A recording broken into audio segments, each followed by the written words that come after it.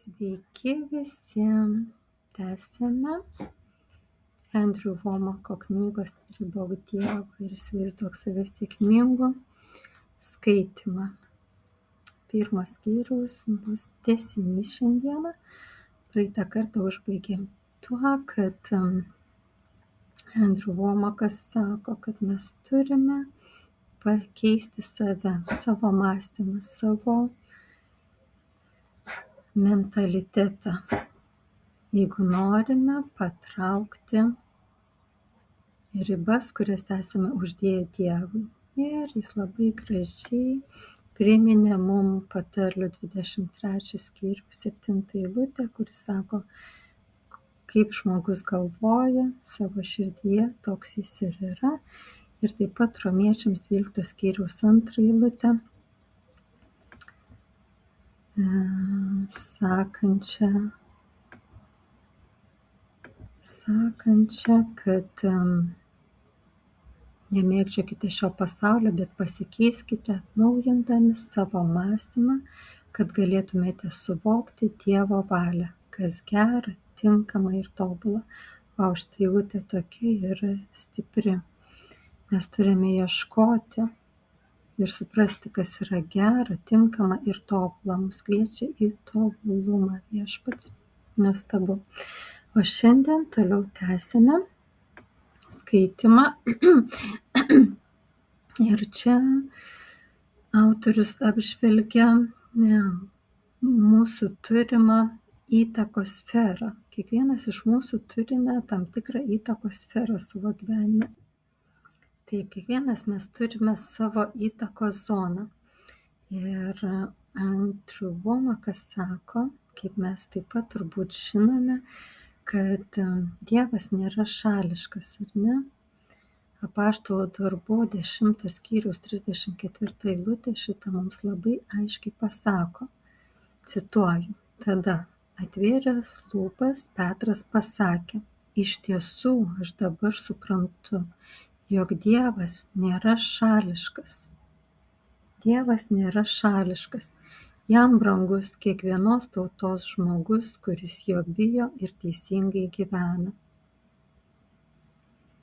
Taigi, iš to galime suprasti, kad viskas, ką Viešpats daro, jisai daro tobulą ir labai gerą. Dievas niekada nėra sukūręs nieko, kas būtų tokia, pusėtinai gerai arba iš viso prastas dalykas. Dievo visi darbai yra nuostabūs ir tobuli, juk jis pats yra tobulas, todėl turbūt su tuo turime sutikti. Jis mus taip pat kviečia į tobulumą, ar ne, kaip matėme prieš tai eilutėje Romiečiams. Taigi jis pats viską daro tobulą. Vadinasi, kadangi mes esame visi Dievo kūriniai, žmonės, kiekvienas esame jo kūrinys. Ir jeigu Dievas daro viską tobulą, vadinasi, ir mes kiekvienas esame kažkuom ypatingi.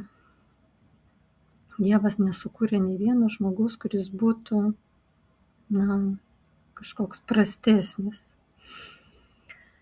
Todėl Dievas taip pat turi įdėjęs į kiekvieną iš mūsų kažką, ką jis nori per mus atlikti šiame pasaulyje. Tačiau klausimas yra, ar mes to neignoruojame? Ar mes kažkur nepapuolėme į apgavystę ir nepatikėjome tokiu melu, kad mes neturime nieko ypatingo, kad nėra nieko ypatingo apie mus, kad mes esame tiesiog kažkokie tokie, kurie turi tyliai tupėti savo kamputyje ir tik tai neišsišokti, nieko nedaryti, nieko nepasižymėti. Tai yra didžiulis melas ateinantis iš mūsų sielų ir iš Viešpaties priešo lūpų. Nes tiesa yra tokia, kad kiekvienas iš mūsų yra unikalus ir kad kiekvienam iš mūsų yra numatyta Viešpaties dar prieš mūsų sukūrimą padaryti kažką, ko niekas kitas negali padaryti šiame pasaulyje. Ir čia autorius taip pat remiasi Jeremijo knygos 29 skyriaus 11 eilutę. Aš jums pateiksiu keletą šių eilučių vertimų. Vienas yra: aš žinau, kokius sumanymus turiu dėl jūsų, sako Viešpats, sumanymus jūsų geroviai, o ne nelaimėms, ir ateitį su viltimi. O kitas, kur man taip pat labai patinka, yra štai toksai: laiduoju, tikrai žinas, sako Jeremijas, ar ne? Perduoda Jeremijas taip Viešpaties žodžius: laiduoju, tikrai žinas, ką užsimojau dėl jūsų. Tai Viešpaties žodis: dėl jūsų gerovės, o ne dėl žalos. Noriu jums suteikti vilties sklidiną ateitį. Vau, kaip gražiai Viešpats kalba. Taigi, kiekvienam iš mūsų, jeigu Dievas yra nešališkas ir jisai nedaro skirtumo tarp asmenų ir jam brangus kiekvienos tautos žmogus, vadinasi, lygiai taip pat kiekvienas iš mūsų esame brangus jam. Ir jis, vadinasi, kiekvienam iš mūsų turi užmojį. Sako, laiduoju, tikrai žinas, ką užsimojau dėl jūsų. Jis turi užmojį dėl kiekvieno iš mūsų, dėl mūsų gerovės, o ne žalos. Ir noriu jums suteikti vilties sklidiną ateitį. Taip, vadinasi, jis turi mums planus mūsų ateičiai, gerus planus mūsų ateičiai, ir mes turime juos įgyvendinti. Viešpats juos nustatė kažkada, dar turbūt prieš mums gimstant, prieš mums atsirandant, jis numatė gerus darbus mums atlikti. Ir autorius čia savo knygoje pabrėžia tai, kad Dievas turi geras mintis mūsų atžvilgiu, kiekvienam iš mūsų. Jis turi tobulą planą kiekvienam iš mūsų gyvenimo. Ir pasiremia 139 psalmės 14 eilute, kuri sako, kaip nuostabiai ir baimę keliančiai esame kiekvienas iš mūsų padaryti, ar ne? Cituoju 139 psalmės 14 eilutę. Girsiu tave, kad taip nuostabiai ir baimę keliančiai esu sukurtas. Kokie nuostabūs yra tavo darbai. Ir mano siela tai gerai žino. Visa ši psalmė yra nuostabi, išties, jei turite laiko, atsiverskite ir asmeniškai ją perskaitykite, pamedituokite ant kiekvienos jos eilutės, nes ši psalmė išties yra nuostabi, kalbanti apie tai, kad Dievas mus pažinojo dar prieš mum patenkant į mūsų tėvų gyvenimą. Net jeigu tėvai net nežinojo dar, kad mes jau ateinam į jų gyvenimą, Dievas jau mus pažinojo. Net prieš sukūrimą šio pasaulio pamatų, pagrindų. Ir jis turi tikslą mums ir mūsų gyvenimui.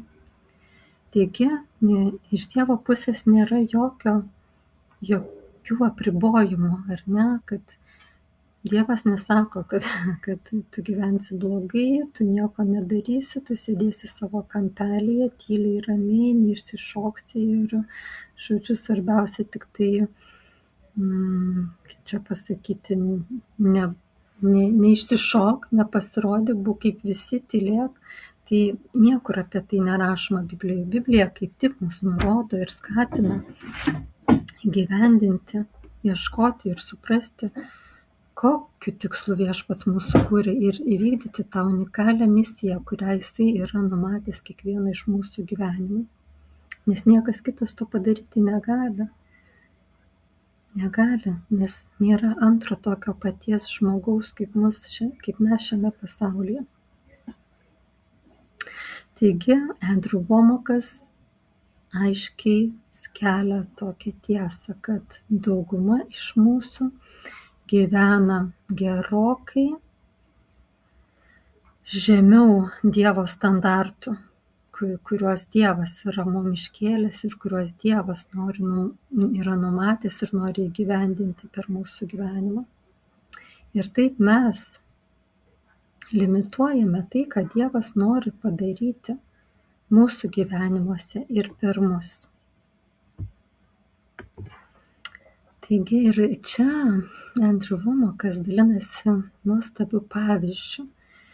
Jis sako, kad jis kiekvieną mėnesį išleidžia per mėnesį jis išleidžia virš $1 milijono už savo televizijos transliacijos eterio laiką.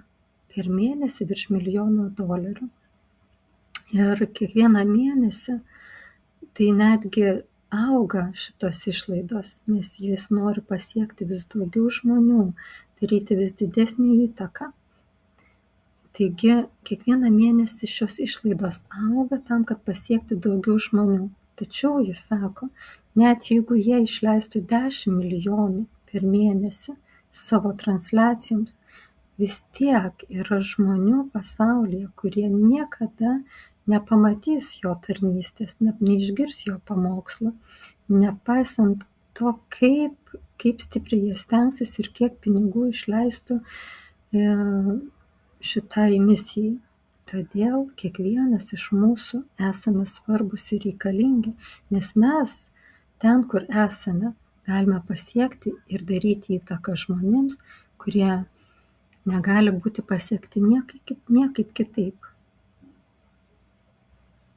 Tikrai nuostabus pavyzdys, kokie svarbus mes esame Dievo plane ir Dievo karalystė šioje žemėje įgyvendinime ir plėtroje ir statyme. Taip, tai ir autorius sako, kad kiekvienas mes turime tą įtakos sferą, ar ne? Žmonės, kuriuos mes galime pasiekti. Tai žmonės, kuriuos mes pažįstame, kurie mus pažįsta, kurie mus stebi, ar ne? Tai mūsų šeimos nariai, kaimynai, draugai, bendradarbiai. Ir prisiminkime, kad jie gali numirti, taip ir nesužinoję apie gerąją naujieną. Ir tai gali tapti mūsų atsakomybė, nes mes sėdėjome, nieko nedarėme ir laukėme, kol kažkas kitas, gal kažkoks tai ganytojas, gal kunigas, gal vienuolė, gal kažkoks tai misionierius ar dar kas nors jiems prakalbės apie viešpatį. Mes turime pakilti ir leisti Dievui panaudoti mus, kad viešpats galėtų per mus paliesti tuos žmones ir padėti mums pasiekti pilną mūsų potencialą, išsipildymą mūsų gyvenime. Ir taip pat mes galim per savo gyvenimus palietę tuos žmones, taip pat juose pažadinti tą Dievo įdėtą lobį į juos, kur tie lobiai dar miega ir galbūt mes juos pažadinsim, pakviesdami prie viešpaties, supažindindami jį su viešpačiu. Ir viešpats taip pat ir jų gyvenimuose, ir per juos galės įgyvendinti savo numatytą misiją, kurią jiems yra numatęs dar prieš pasaulio sukūrimą.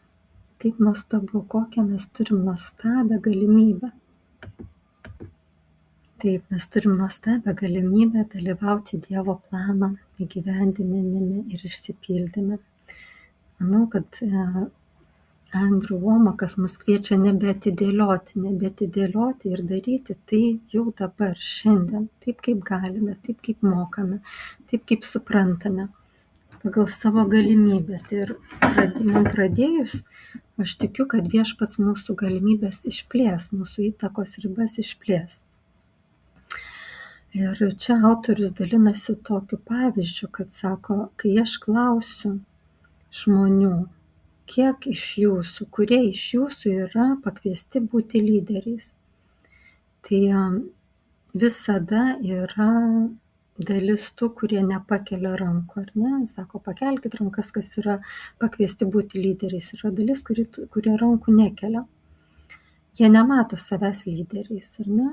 Gal ir mes ne visada matėm save lyderiais ir gal dabar dar galvojama, koks aš čia lyderis. Bet autorius sako, kad mes visi esam lyderiai. Tai yra mūsų įtaka. Ta lyderystė yra apibrėžiama per mūsų įtaką.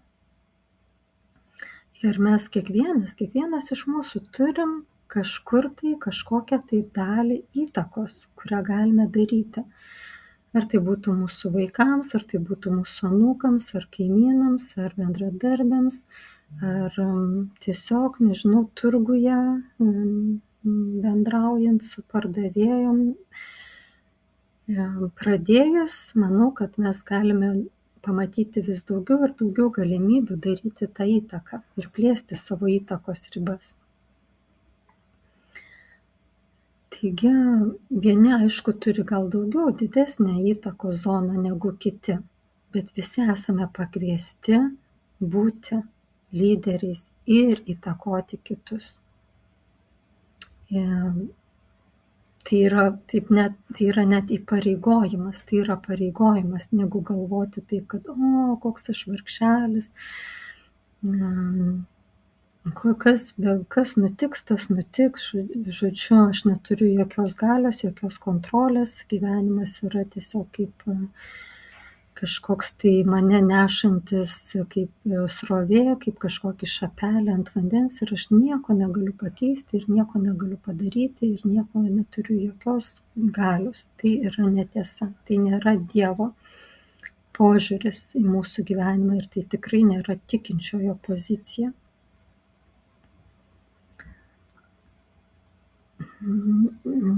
Tiesa, kad tokias nuomonės yra suformavę mūsų gal kultūrą, mūsų lietuviškas mentalitetas.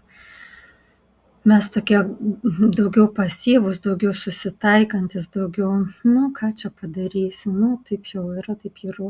Gal tai mūsų istorinė patirtis, mes buvome iš tikrųjų labai skriaudžiama tauta, daug karų, daug užgrobimų, daug prievartos, daug smurto patyrėme tikrai ir plėšimo, ir žudimo. Tačiau būtent mes išlikome tik dėl to, kad buvo ta dalis žmonių, kurie buvo rezistant, ar ne, tokie pasipriešinantis, kurie sakė, ne, mes nepasiduosime, ne, mes išlaikysime savo šalį, ne, mes išlaikysime savo lietuvybę, mes išlaikysime savo identitetą lietuvišką, mes išlaikysime savo šalį ir mes galiausiai iškovosime savo nepriklausomybę. Tai rodo, kad mūsų genuose vis dėlto yra ta tokia noras priešintis ir išstovėti ir tas užsispyrimas ir tas toksai,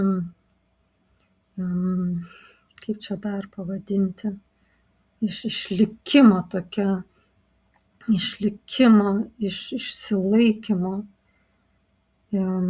tokia jėga mumise, kaip toje yra. Aš atsimenu, sakydavo mano mama, kas bus, kas nebus, bet žemaitis nepražus. Tai žemaitis, nes mano mama yra žemaitė, bet aš savo vaikams dabar sakau, kas bus, kas nebus, bet lietuvis nepražus.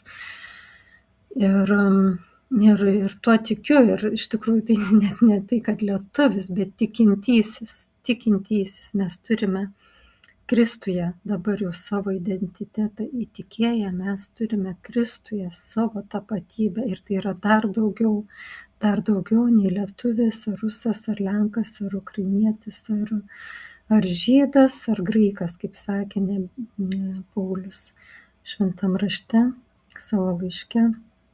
Nebėra nei žydo, nei graiko, nei pagonio, nei vyro, nei moters, nes mes esame visi viena Kristuje. Mes Kristuje dabar turime tą atsparumą. Atsparumas yra tas žodis, atsparumas, ištvermė. Ir taip, tai mes esame kviečiami su tuo pačiu užsispyrimu, atsparumu ir ištverme nešti gerąją naujieną ir ją skelbti ir daryti įtaką ten, kur mes esame ir taip, kaip galime. ir nusikratyti šitą tokio nieko negalinčio, nieko nesugebančio, neturinčio jokios reikšmės, tokio nabago, vargšo, tokią etiketę. Mes turime ją nusiplėšti, nes tai nebėra mūsų tapatybė, tai mums nebepriklauso toks identitetas, mes nebesitapatinkim su tuo, mes turim galią, mes turim įtaką, Dievo dvasia gyvena mumyse, prikelianti iš numirusių, Jėzus Kristus, prikeltas iš numirusių gyvena mumyse ir ta pati dvasia, kuri jį prikėlė iš numirusių, dabar gyvena mumyse. Taigi mes nuo šiol sakysime, kad mes nebesame tie, kurie esame bejėgiai prieš gyvenimo posūkius ir audras ir iššūkius. Taip, jie mums įvyksta, taip, jie mums atsitinka, bet mes turime Viešpatį, kuris visada padės mums iš to išeiti ir su tuo susitvarkyti ir įveikti iššūkius ir nugalėti. Taigi, jeigu mes atsisakome priimti ir naudoti Dievo mums duotą autoritetą, įsakinėti kalnams, kad jie trauktųsi, mes ribojame Dievą. Štai ką sako Andrew Womakas. Taigi Dievas kiekvieną iš mūsų padarė ir pašaukė ir įpareigojo būti lyderiu. Tai gali šiek tiek varijuoti, priklausomai nuo kiekvieno iš mūsų pašaukimo, bet jeigu tu turi ir aš turiu, ir jeigu mes turime visagalį Dievą gyvenantį mumyse, mūsų viduje, Jis turi tikslą mūsų gyvenimui. Ir Jis pats, net nežinau, privers, gal nėra teisingas žodis, bet Jis pats įvykdys ir įgyvendins dalykus ir padarys įtaką žmonėm, kuriuo mes patys būsim labai patenkinti.